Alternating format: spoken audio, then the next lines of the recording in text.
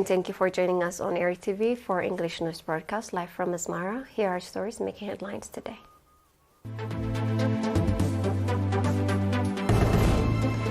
Eritrea's Martyrs Day commemorated with patriotic zeal. Martyrs Day observance in southern region. Russia and Vietnam agreed to strengthen ties during Putin's state visit. Illegally brewed liquor leaves dozens dead in India.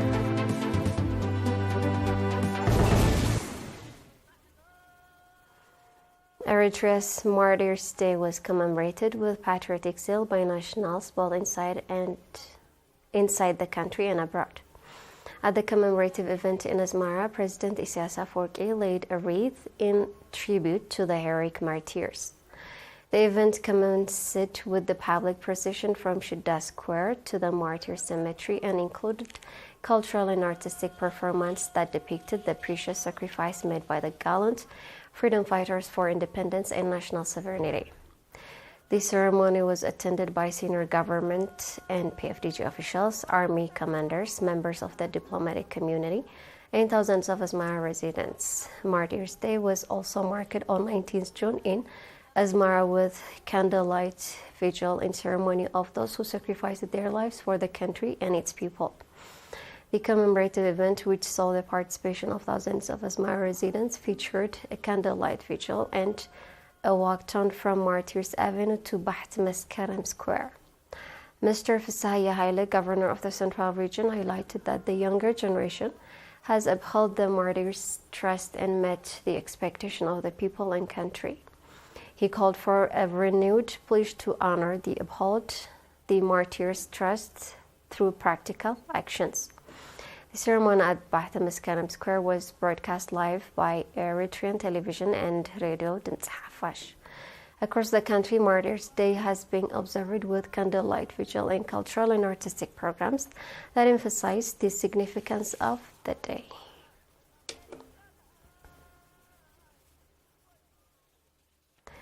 Martyrs Day was enthusiastically observed in Mandafara at the regional level under the theme 20th June Day of Pride. On the evening of 19th of June, thousands of Mandafara residents and members of the Defense Force conducted a candlelight vigil program in the city's main street. The event also featured the laying of wreath at the Martyr Cemetery, accompanied by cultural programs that portrayed the day. Mr. Hizkias Wuhbet, administrator of the subzone, urged nationals to actively respond to the martyrs' legacy, who sacrificed their lives for independence and national sovereignty. Similarly, Martyrs Day was observed in all subzones of the region with various programs. The Northern Red Sea region also enthusiastically commemorated Martyrs Day with candle vigil, popular campaigns, and support for families of martyrs. The candle vigil ceremony on 19th of June at the Toilet Martyr Cemetery was attended by Mrs. Asmara Tabraha, governor of the region, along with senior governments and PFDG officials, and numerous residents of the port city of Massawa and members of the Defense Force. A walkathon program was conducted on 20th of June from Toilet to the Martyrs Cemetery, involving many Massawa residents, government employees, and members of the Defense Force. Mrs. Asmara Tabraha laid wreath at the Martyrs Cemetery and emphasized the deep responsibility every citizen bears in fulfilling the martyrs' trust by participating actively in national development programs and supporting the families of martyrs. The two-day events were highlighted by cultural and artistic programs depicting the day. The Eritrean delegation has addressed the interactive dialogue with the special reporter on Eritrea that was held in Geneva on 20th of June. In his address, Mr. Habtom Zarai, charged affairs at the permanent mission of Eritrea to the UN in Geneva, said that this annual ritual of demonizing Eritrea has coincided with June 20th, Eritrea's Martyrs Day. He further said that today is too important a day for Eritreans to be overshadowed by such technical arguments about the intrusive nature of country-specific mechanism. Martyrs' Day has immense historical importance, symbolizing the sacrifice and relentless struggle the Eritrean people conducted for independence and social justice. Mr. Hampton went on to say that 70 years ago, the inalienable right of Eritrean people to self-determination was sacrificed for the voracious strategic interests of some members of the council. The harrowing atrocities endured by the Eritrean people under the watchful eyes of the so-called free warlord are too gruesome to mention. Ultimately, the struggle of the Eritrean people became not only for independence but also for the broader principle of social justice, equality, and human rights.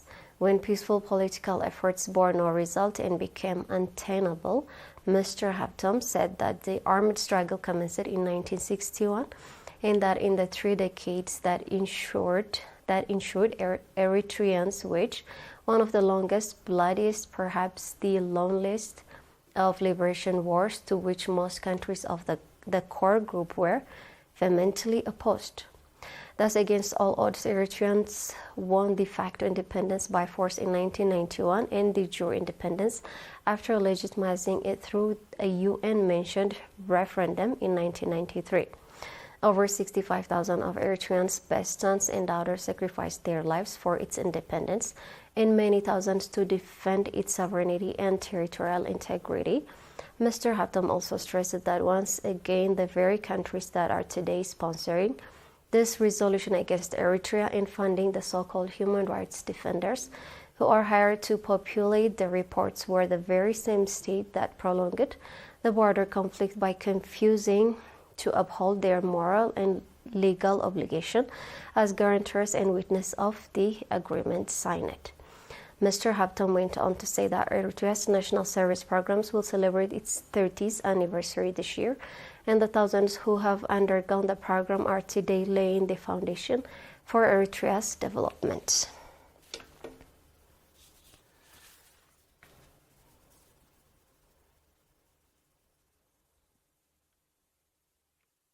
Following a short break, we'll be back with international news. Stay tuned.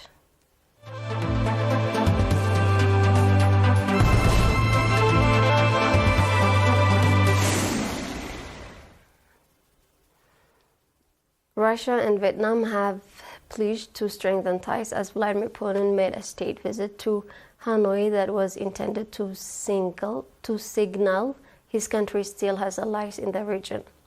The Russian president arrived at Hanoi airport in the early hours today and was met on a red carpet by the Vietnamese Deputy Prime Minister Tran Hong Ha and the top party diplomat Lee Hoi Trang. He arrived from the high-profile visit to North Korea, where he signed a defense pact with Kim Jong-un that included a clause requiring the countries to come to each other's aid if either was attacked. The Vietnam's President Tu Lam said the two countries wanted to push up cooperation in defense and security, how to deal with non-traditional security challenges on the basis of international law for peace and security in the region and the world. Putin's visit has drawn criticism from the U.S., one of the Vietnam's top trade partners, which has warned it risks normalizing Russia's blatant violation of international law. Lam and Putin signed 11 memorandums for cooperation in areas including civil nuclear project, energy and petrol cooperation, education, and disease prevention. Putin told reporters the talks were constructive and that both sides had identical or very close position on key international issues. At least 34 people have died and dozens hospitalized after drinking illegally brewed liquor in the southern India state of Tamil Nadu, local media reported today. The state's chief minister, M.K. Slatin, said the 34 died after consuming liquor that was tainted with methanol, according to the Press Trust of Indian news agency. The incident occurred in the state's Kallakurichi district, where more than 100 people are being treated in various hospitals, according to top district official M.S. Parasant. He added also that the number of those who are in critical condition keeps changing, suggesting that the death toll could rise. Ambulances, doctors, and specialists from nearby areas were deployed to the district.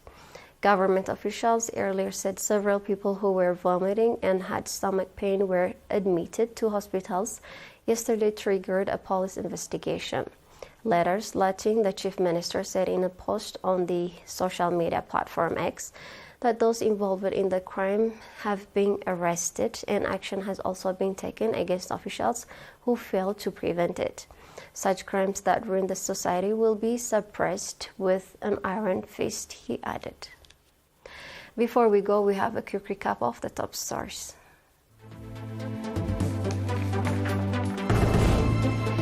Eritrea's Martyrs Day commemorated with patriotic zeal. Martyrs Day observance in the southern region.